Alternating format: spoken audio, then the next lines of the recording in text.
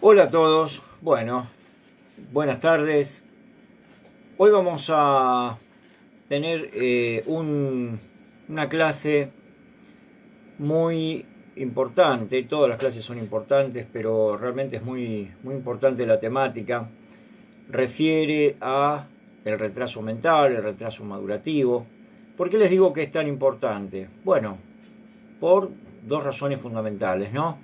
Una, porque el acompañante terapéutico tiene mucho trabajo, tanto en escuela como en la faceta domiciliaria, sobre todo en escuela, con niños o niñas que tienen retraso madurativo o retraso mental. Ahora vamos a ver las diferencias que hay entre uno y otro, cómo se denominaba eh, en la historia a las personas que tenían un retraso mental, una discapacidad en el sentido intelectual, y por lo tanto lo peyorativo que era para una familia tener en su seno familiar precisamente una persona de estas características. Vamos a hablar entonces, uno es la demanda laboral que hay, realmente muy interesante, de personas con retrasos madurativos o retraso mental, y otro tipo de trastornos también, en el sentido del trabajo que se hace con niños o niñas. Por otro lado, porque es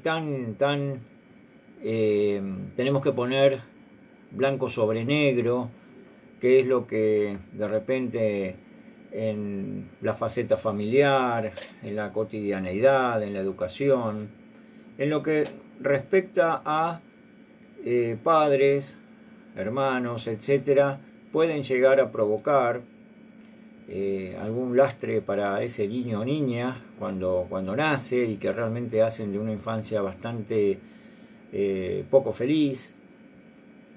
Por lo tanto, es muy interesante, si bien hay mucha demanda laboral para el acompañante terapéutico con este tipo de niños y niñas con estas características, tenemos que también tener en cuenta lo sensible que es para una familia que haya niños o niñas que nazcan de esta forma, ¿sí? De esta forma, donde cuando hay una negación marcada en sus problemáticas, cuando se ve que ya diagnostican un desarrollo que va a ser para toda la vida lento, o no va a haber una oportunidad de poder desarrollar juegos, eh, la misma la misma educación que un niño, que cualquier niño con un cociente intelectual determinado, de media que es de 100 aproximadamente para una persona. Y bueno, es algo que se tiene que elaborar un duelo realmente por lo que quizás se esperaba de ese niño o niña y lo que realmente va a poder llegar a dar. Pero humanamente, lo que necesitamos hacer y lo que necesita hacer una persona que tiene en su seno familiar un niño o niña con retraso mental, sobre todo retraso mental, y cuando es profundo o grave es más urticante realmente el tema, y es donde hay realmente, es como una herida a flor de piel, una herida realmente marcada, por el cual nosotros como acompañantes terapéuticos vamos a tener que ayudar a que todo lo que se pueda hacer en el sentido de que ese niño o niña tenga una mejor calidad de vida lo logre, pero también que el contexto familiar se sienta mucho más aliviado, ¿sí? Más aliviado en el sentido que ese es el niño o niña por el cual van a tener que seguir ese proceso de desarrollo educativo, el desarrollo en la faceta familiar, en el futuro en alguna actividad que pueda llegar a realizar, en algunos casos puede realizar actividades muy chiquitas, muy pocas. En otras pueden llegar a tener muy bien actividades, a realizar muy bien actividades en el sentido de oficios, manuales, pero siempre intentando desde de parte nuestra que puedan llegar a comprender la situación y no culpabilizar a un otro por el cual las personas en una familia quedan en un punto neutro y la persona que más va a tener un lastre de por vida y se va a sentir realmente peor es ese niño o esa niña con ese retraso mental. Ahora vamos a ver las causas que pueden llegar a producir un retraso mental, en el caso también del retraso madurativo, también cómo se puede llegar a estimular en forma temprana, que en algunos casos no se da en forma temprana, se da en otros momentos, pero no importa, es reparatorio siempre. Siempre lo que se pueda rescatar lo tenemos que estar allí presentes. Así como el equipo multidisciplinario que asiste, fisioterapeutas, estimuladoras tempranas, o estimuladores, también puede ser algún profesional masculino, kinesiólogos por la parte motriz, etcétera. Hay una cantidad, psicopedagogos, obvio, y una cantidad importante de personas que van a estar allí asistiendo a una persona de estas características. Bueno, vamos a empezar entonces, después de esta breve introducción, a decir que por allá por el siglo XVIII se trataba a las personas que tenían retraso mental como idiotismo, ¿sí? Una persona idiota, una persona que estaba dentro de una suerte de somnolencia, que no despertaba hacia la realidad que todo el mundo tenía, y no podía lograr de alguna forma concretar las expectativas que había tenido esa familia, y bueno, quedaba totalmente marginada de la misma familia, la cual se tapaba muchísimo de que esa persona tenía ese retraso, por lo tanto se la apartaba del resto, se trataba de que no la vieran. Allá por el 1700 estamos hablando, 1700 y pico. Pero esto tardó mucho tiempo y se hizo una prensa muy muy fea, porque en esos tiempos, en todo caso, se negaba al ser humano cuando el ser humano no tenía las capacidades intelectuales y la fortaleza psíquica adecuada, el físico correspondiente para poder trabajar. Bueno, quien no reunía determinadas condiciones, pero sobre todo si tenía una discapacidad importante en lo intelectual, era muy segregado, ¿sí? Discriminado, segregado de la familia, discriminado socialmente. Por lo tanto, de eso no se habla, ¿sí? Era un poco la frase. Idiotismo, entonces, era la palabra que se usaba en aquel tiempo, en el siglo XVIII. Un psiquiatra muy conocido llamado Kraepelin, allá un poco más acá en el tiempo, cuando ya van transcurriendo los siglos, va a acuñar un nombre que es el oligofrenia, que significa poca inteligencia. Oligofrenia, poca inteligencia, y se trasladó este término durante buena parte del siglo XIX, inclusive del siglo XX. Todavía se hablaban de los oligofrénicos, ¿sí? En este caso, muy peyorativo, es como el desarrollo del término idiotismo a oligofrenia, y finalmente, y en nuestros días se llama discapacidad, en todo caso discapacidad intelectual, persona con discapacidad intelectual, persona con discapacidad motriz, etc. O persona con la discapacidad del área que tiene afectada, ¿no? Pero al menos en el siglo XXI, fines del siglo XX, fines del siglo XXI, se empieza a tomar este término, esta terminología que es mucho más humana, mucho más integradora. No quiere decir que toda la sociedad integre a las personas, pero no obstante, si la tratamos realmente con la palabra persona adelante, vamos a humanizar realmente a alguien que tiene ciertas dificultades en ciertas áreas, pero que no deja de ser un ser humano, ¿sí? Al cual hay que brindar afecto, y va a brindar afecto también él, ese mismo ser humano. Bueno, una clasificación internacional en cuanto al retraso mental tiene una visión muy amplia, porque finalmente, y ya a partir de lo que nos va traduciendo de alguna forma Manual de Psiquiatría, el DSM-4, el CIE-10, bueno, hace hincapié en lo que tiene que ver con las áreas, pero en facetas biológicas, psicológicas, pedagógicas, familiar y social, ¿sí? Esas facetas van a ser muy importantes para poder empezar a dilucidar dónde, el por qué se produjo ese retraso mental, ¿sí? Cuáles son las causas de ese retraso mental y qué se puede hacer en consecuencia, ¿sí? Por lo menos la estimulación temprana va a obtener muchos resultados positivos. La estimulación en general va a obtener los resultados positivos. Porque estamos hablando de estimulación temprana, y cuando no la hay, ¿qué pasa? Bueno, si la estimulación se puede llegar a realizar en el momento en que los padres pueden llegar a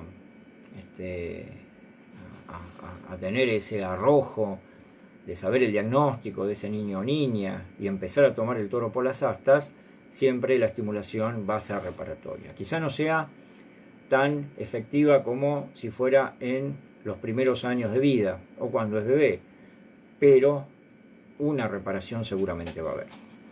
Bueno, según las pruebas Wechsler, para medir el cociente intelectual o coeficiente intelectual, de las dos formas podemos decir, que es la evaluación de la inteligencia, tenemos algunos números.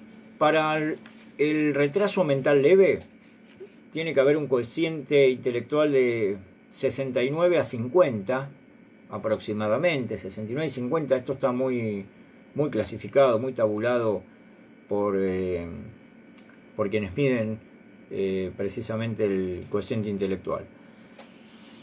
Recuerden que la media es 100, ¿sí? Por lo tanto, si tenemos 69-50, va a restar una buena cantidad para poder llegar a lo que es la media. Está por debajo de la media. Retraso mental entonces leve, ¿sí? Voy diciendo en este momento que el 85% de las personas con retraso mental son precisamente leves, por lo tanto muy educables en escuelas que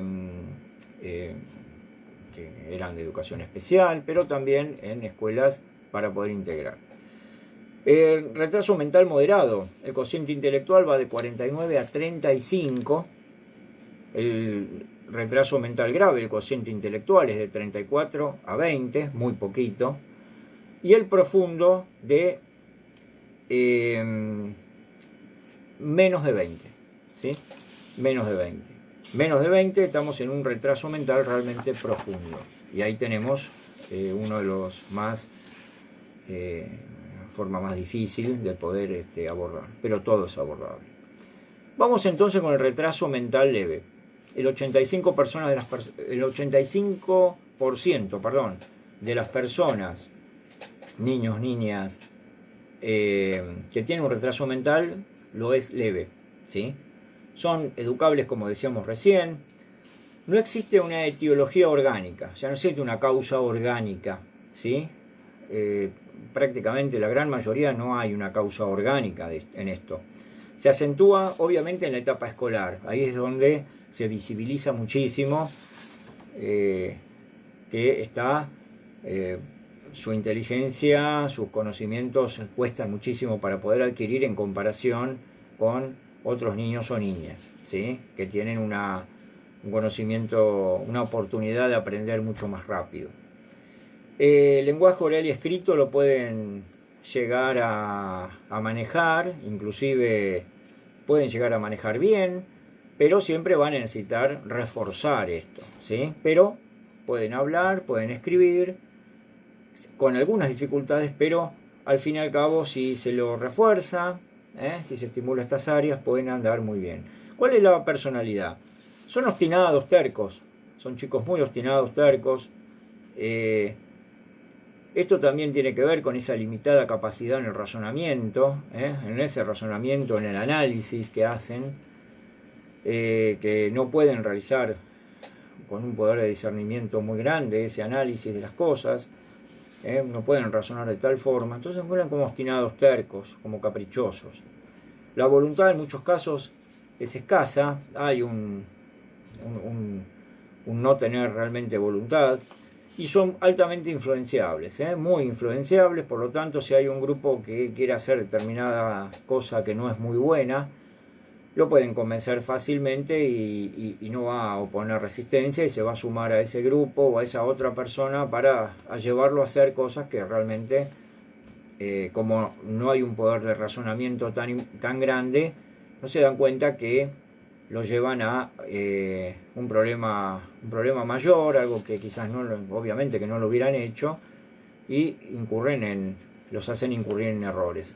O sea, personas inescrupulosas son muy peligrosas para una persona con un retraso mental ya leve.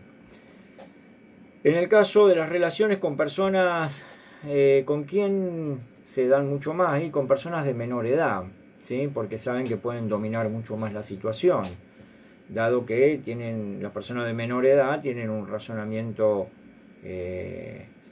digamos, mucho menor, tienen otras realidades y pueden dominar a las personas de mejor forma, ¿sí? Entonces les va a interesar más estar con personas de menor edad. Aquellos que tienen un poquito más de cociente o coeficiente intelectual, de repente estábamos hablando de un 69 a un 50%, pongámosle que llega prácticamente a un 69% la persona, o sea que tiene un coeficiente intelectual dentro de lo que es el retraso mental leve, uno de los altos. Toma conciencia de las situaciones y realmente tienen su dejo de tristeza porque son conscientes de sus limitaciones. Logran cierta independencia y, como decíamos hoy en la avanzada, en la introducción, hay oficios, tareas manuales por el cual son muy hábiles, ¿sí? Son muy hábiles, pueden llegar a ser muy hábiles. Y esto se da en que tienen un sentido práctico, ¿no? De cómo realizar las cosas. O sea, toman como una suerte de conciencia práctica de cómo realizar artesanías, cómo realizar X cosa, que lo hacen mecánicamente una vez que la aprendieron. Pero la parte práctica la aprenden muy bien, sobre todo, obviamente, tareas manuales. Cuando hablamos del retraso mental moderado, ya hablamos de un 10%, 85% de la gente, personas con retraso mental, es leve. El 10% es moderado. Las causas, la etiología, suele ser orgánica. Suele ser orgánica. Puede haber alguno que no, pero suele ser orgánica. Los déficits somáticos y neurológicos, o sea, el déficit en el sentido somático, en el sentido de cuerpo, y neurológicos desde la infancia. Siempre hay una especulación respecto de los retrasos mentales, en el caso de los moderados, donde se toman en cuenta también si puede llegar a haber alguna anomalía genética o cromosómica, o estar dentro de lo que es un trastorno generalizado del desarrollo, alguna encefalopatía, etc. Siempre hay especulaciones respecto si ese retraso mental va a ir derivado hacia algún trastorno fundamental, ¿no? En el caso, por ejemplo, de trastornos como el síndrome de Down, en el caso de cuando hablamos de anomalías cromosómicas.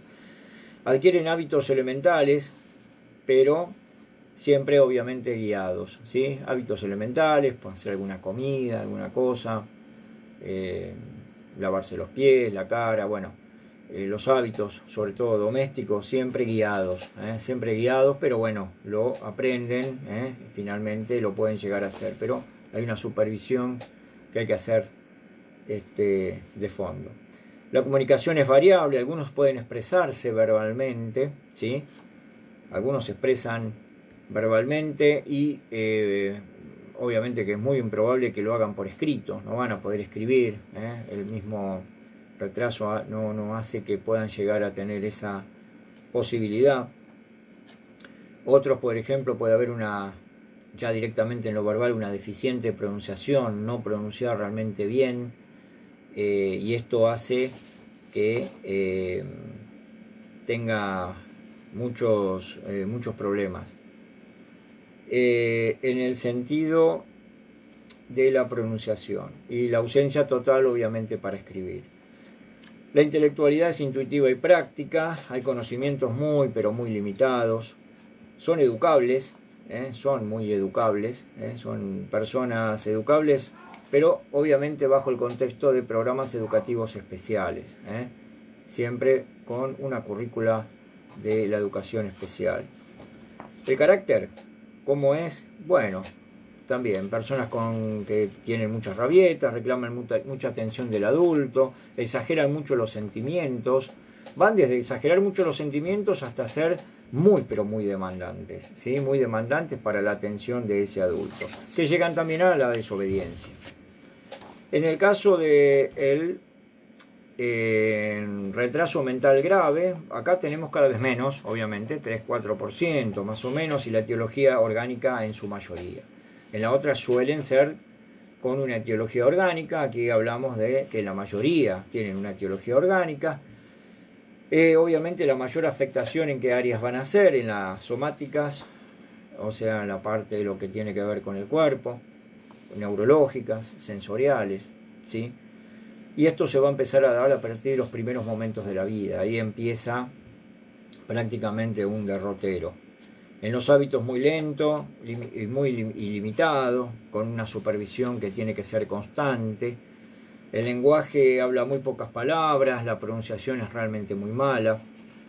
Los conocimientos pueden llegar a ser simples, por ejemplo, conocer los datos personales, los datos familiares, el nombre de una tía, el nombre de su papá, etc.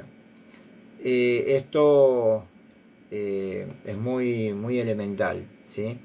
En la conducta puede haber cólera y agresividad, en muchos casos, por falta de razonamiento, hace que la persona obviamente es muy impulsiva, se puede llegar a autolesionar, y tiene algunas conductas también que van con el tema del chupeteo, chuparse el dedo, brusismo, rechinar de dientes, el balanceo, el clásico balanceo que habrán visto quizás alguna persona con esta problemática.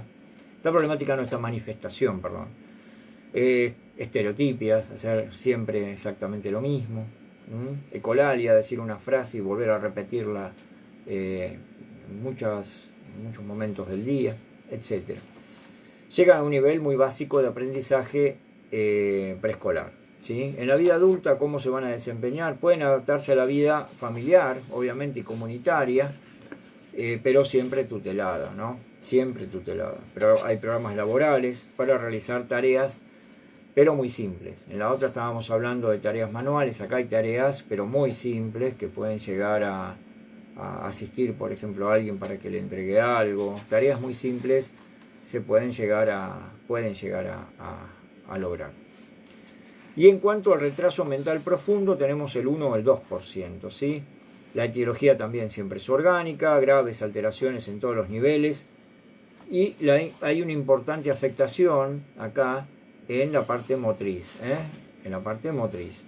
A veces este tipo de retraso mental es uno de los síntomas que esconde finalmente quizás algún autismo atípico o algún síndrome realmente genético, como el síndrome de X frágil o el el cri du chato, maullido de gato, etc.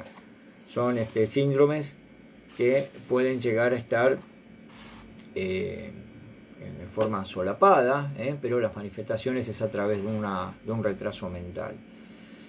Bueno, hay autores que nos dan dos tipos, el tipo vegetativo y el adiestrable. El vegetativo tiene reflejos primitivos, ¿sí? En la fase sensomotora, enfermedades realmente somáticas, enfermedades del cuerpo. Es realmente fea la situación, no es un panorama muy lindo. Y el adiestrable puede alcanzar algunas funciones elementares, no desarrolla el lenguaje, en muchos casos va a gritar o va a hacer algunos sonidos para poder darse a conocer, o que por lo menos que lo entiendan, que entiendan de qué se trata, y comprender órdenes muy simples cuando se le da. O sea que fíjense cómo se acota cada vez más a medida que nos vamos hacia el retraso mental profundo. Pero de todos ellos siempre se puede sacar cosas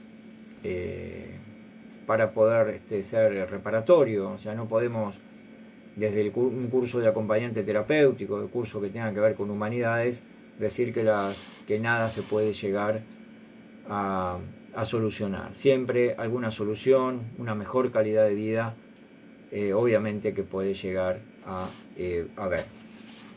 En cuanto a la etiología, entonces, las causas.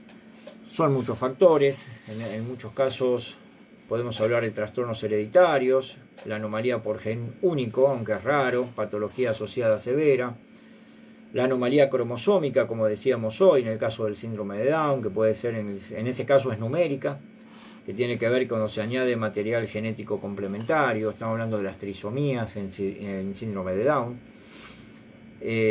Obviamente cuando hablamos de anomalía cromosómica hablamos de alteración en los cromosomas. Y el estructural, que es la falta de un fragmento, y esto se da en ese maullido de gato, ese síndrome, muy conocido. Uno, entonces, estamos con los trastornos hereditarios, ¿sí? Con dos tipos de anomalías, como la dijimos, por gen único y por cromosómica. Y en el otro caso, las alteraciones tempranas del desarrollo embrionario, ¿sí?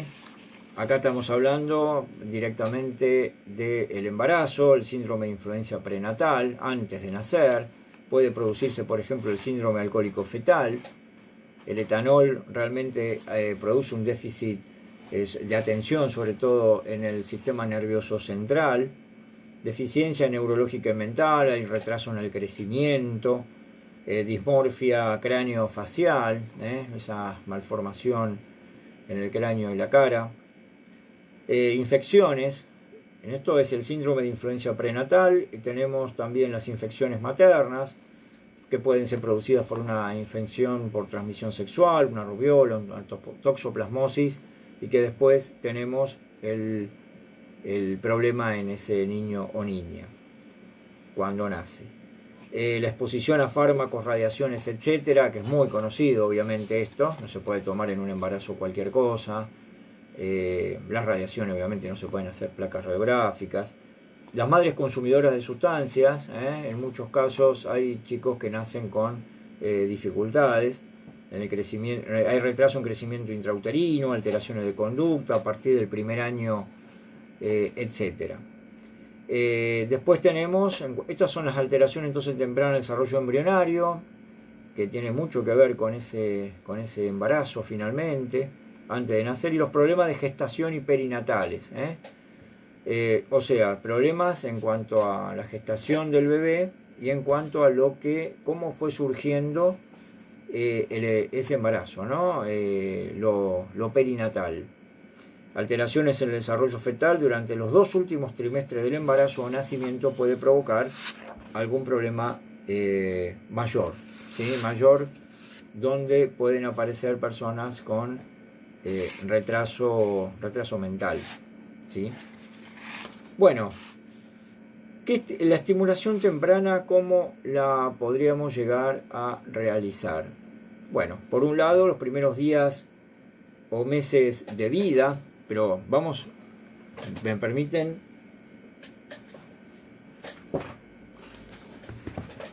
Ahora vamos a decir las áreas donde está realmente ocupado el profesional de estimulador temprano, que va a realizar precisamente una tarea muy importante para poder empezar a de alguna forma resolver el problema. Bueno, la prevención, el estimulador temprano o estimuladora temprana va a estar en los primeros días o meses de vida, intentando empezar allí a tener un conocimiento cabal en cómo va a actuar. Va a tener que estar en la prevención y mejora de los déficits, que ya se los van diciendo cuáles van a ser, normas generales que se dan a padres respecto a actitudes de hijos. Esto es muy importante. Acá el estimulador temprano o estimuladora temprana obviamente trabaja con quién, con ese niño o niña, pero también va a tener que darle normas muy importantes a los padres para que sirvan de contexto a esos progresos que va a ir realizando ese niño. El niño va a empezar el niño o niña va a empezar a realizar progresos manifiestos y van a tener que servir de sostén a esos progresos, porque no sirve de nada que solamente la persona esté estimulando al niño o niña sin que, ante la indiferencia de padres, obviamente que no. Por eso es que son parte activa los padres en este caso, ¿sí? Bueno, se estimulan las áreas motora, cognitiva, lenguaje, personal y las facetas personal y social. Esas áreas son muy importantes. Hay un diagnóstico de orientación que lo va a dar un neuropediatra y que va a tener que estar allí como en el equipo multidisciplinario junto al psicólogo, estimulador, fisioterapeuta, el logopeda, etc. Y otros profesionales más, kinesiólogos, cuya área afectada requiera del trabajo de tal o cual profesional, ¿sí? Acá yo dije algunos, pueden haber varios más, pero bueno, el área donde está afectada y requiere de tal o cual profesional va a tener que estar allí para ser parte del equipo multidisciplinario. En los primeros 3 años es donde empieza prácticamente en forma muy operativa esa estimulación. Ahí lo que se va a hacer hincapié son en las habilidades físicas, cognitivas, sensoriales y afectivas. Lo importante es que las rutinas que se hagan sean agradables, entretenidas. Los estímulos realmente van a ser graduales y va a haber un progreso increyendo muy notorio si el trabajo se hace en forma responsable. Las áreas, yo les voy a leer algo acá que me pareció interesante en cuanto al área cognitiva. Por ejemplo, en el área cognitiva, ¿cómo podría trabajar? Muéstrale a tu hijo objetos de colores llamativos para que centre su atención, ¿sí? Esta es una de las formas. Mover los objetos, en forma horizontal o vertical o circular, y que siga con la mirada donde vamos disponiendo espacialmente ese objeto. Verbalizar las actividades que se van a realizar, por ejemplo, vamos a dormir, que vaya quedando fijado. Esto en cuanto al área cognitiva. En cuanto al área de la motricidad fina, tenemos: toca suavemente sus manos y dedos, abriéndolos para que tenga la experiencia sensorial de abrir y cerrar. Parece que fuera algo tan simple y otros bebés o otros niños lo pueden realizar, pero acá estamos hablando de ya un diagnóstico con ese retraso mental. En algunos casos se está esperando otra información, a ver si hay un trastorno que está por detrás de esto, de ese retraso mental, pero se opera en consecuencia de esas limitaciones para lograr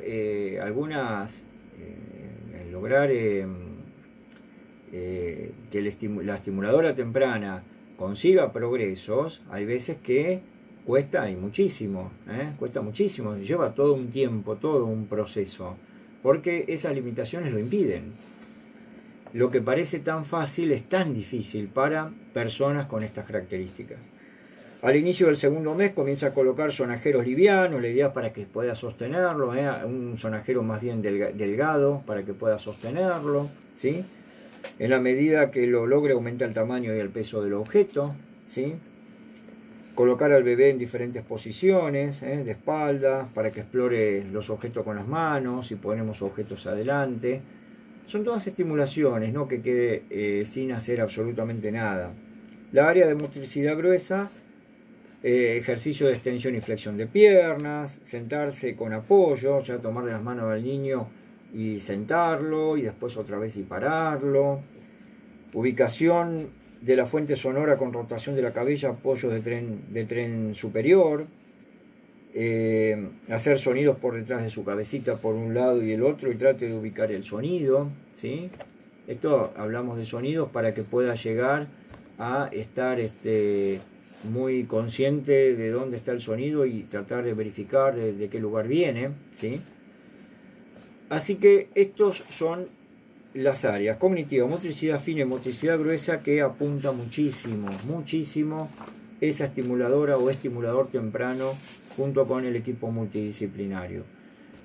Parece simple, es realmente todo un mundo, el que se le genera a esa persona con pequeñas cosas que va logrando. Nosotros como AT vamos a estar allí viendo también los avances y los retrocesos de ese niño o de esa niña. Y los avances y retrocesos, sobre todo en el campo psicológico, de parte de los padres, ¿sí? Porque va a haber que lidiar mucho con los padres que en algún momento quieren tirar la toalla, no quieren saber más nada de nada, porque lo ven como la sombra del destino, que se apoderó de la vida de ellos y le está impidiendo vivir una vida, digamos, saludable, sana. Y no es así. Se puede vivir sano y saludable integrando a ese niño o niña, que es otra persona más a la cual hay que adaptarse y hacer lo imposible por tratar de reparar lo máximo que se pueda y darle una calidad de vida superior. ¿Que se puede? Obviamente que se puede. En cuanto al retraso madurativo, tenemos el diagnóstico, se recibe por lo general antes de los 6 años, empieza la escuela primaria. El primer acercamiento al diagnóstico prácticamente es por allí. Las características: hay un retraso cronológico, patrón de desarrollo difiere de 1 a 2 años. O sea que va siguiendo un desarrollo, digamos, normal. Normal. En algún área puede estar con un cierto retraso madurativo, pero puede tener un retraso de 1 o 2 años. Aquel niño, por ejemplo, que está con un retraso en un área de lenguaje, puede estar de repente en tercer grado, pero es como si estuviera en primero, ¿sí? O sea que son 2 años, pero no quiere decir que tiene su capacidad totalmente limitada, no, tiene un desarrollo más lento, por eso habla de la maduración, como que todavía está verde, todavía no maduró, ¿sí? Esa parte o esa área. Esto en lo cronológico. Afecta a varias áreas del desarrollo, 2 o 3 más o menos, para decir que es un retraso madurativo. En la motricidad, el lenguaje, la anatomía personal, el control de esfínteres, etc. El tema del control de esfínteres y de hábitos que tiene que ver con la casa, tiene que ver mucho con cómo se va desarrollando su vida en su casa. Las causas, ¿cuál podrían llegar a ser? ¿Sí? Prematuridad o bajo peso. Esto estadísticamente es un punto para seguir.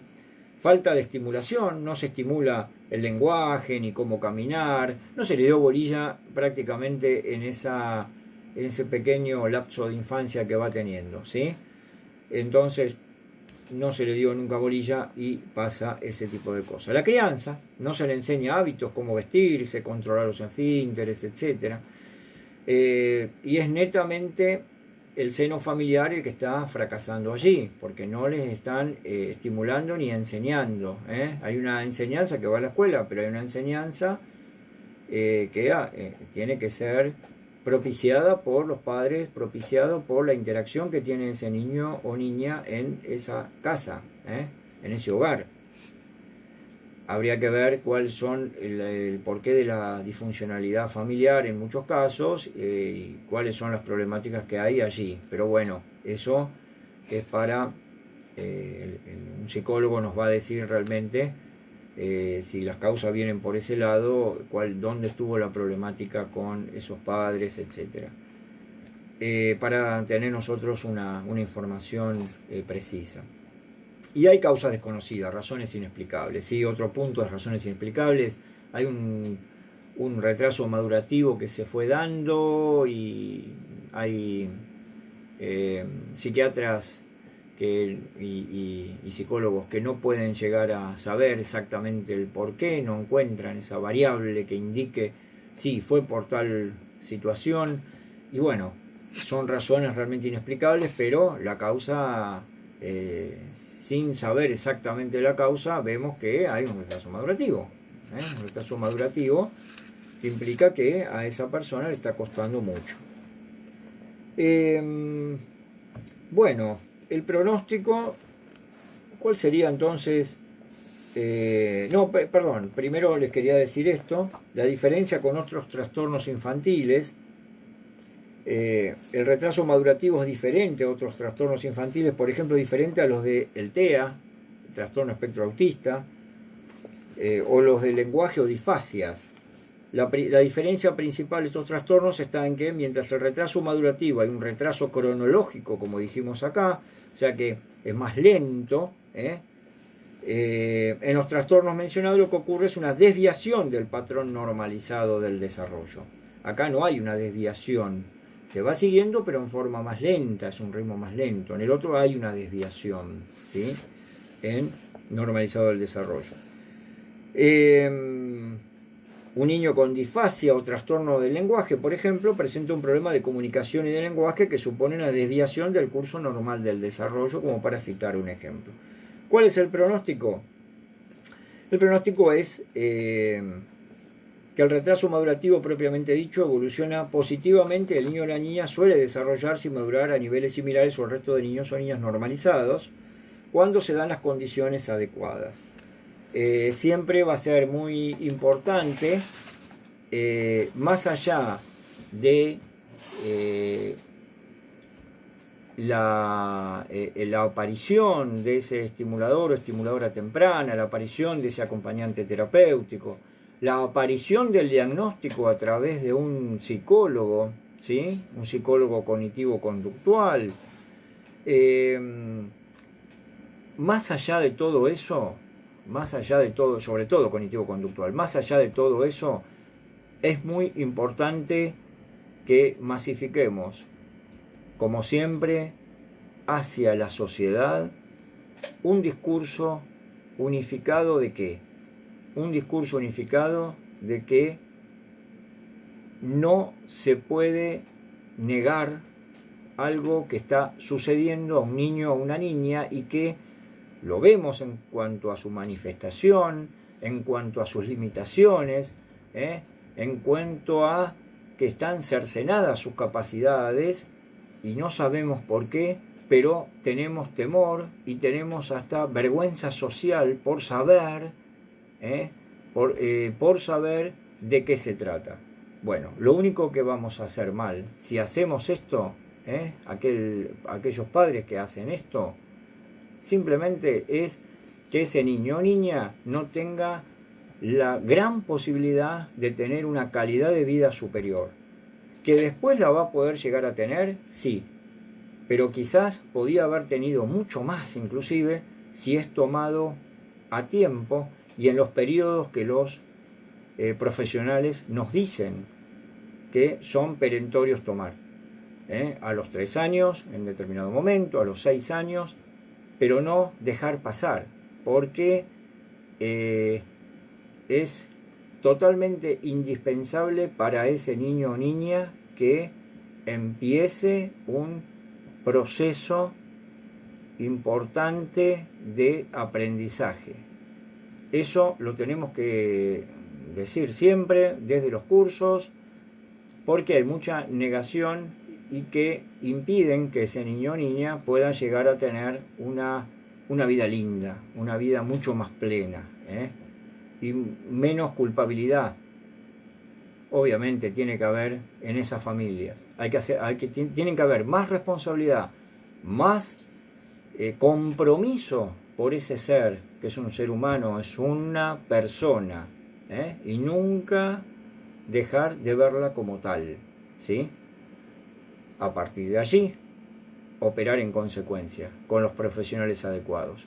Allí vamos a estar nosotros también, tanto en escuela como en domicilio, para aportar desde nuestras funciones, desde las funciones que le compete a la T, para escuchar, para ser empático, para tener una interacción entre niño o niña acompañado con niños de la escuela, que sea mucho más fluida, y con la familia en sí.